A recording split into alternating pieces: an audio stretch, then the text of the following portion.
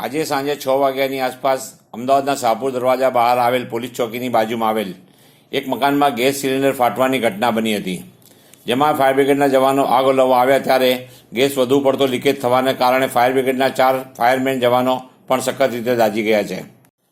Fireman Bhupendrakumar Ranchhodbhai Patel, fireman Sanjaykumar Dhanjibhai Vadekhaniya, fireman Sarudevbhai Arjanbhai Vadekhaniya, fireman Pravinbhai Vajubhai મેટાલિયા.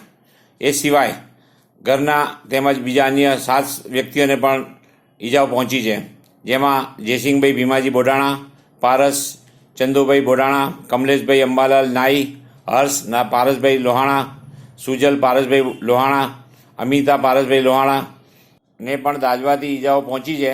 હાલ તમામને VS hospital ખાતે બંધ વોર્ડમાં ડૉક્ટરોની ટીમની દેખરેખ હેઠળ સારવાર ચાલી રહી છે. Sabarmati Adkiya, SR news, Gujarat.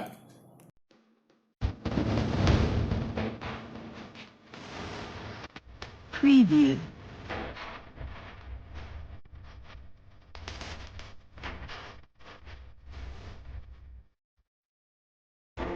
Preview.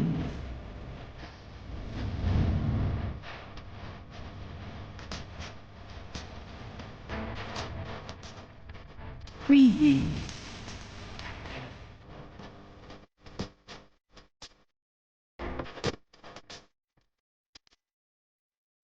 Preview.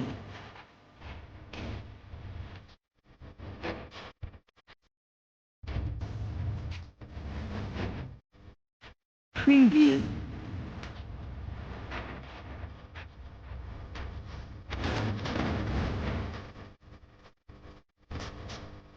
Preview.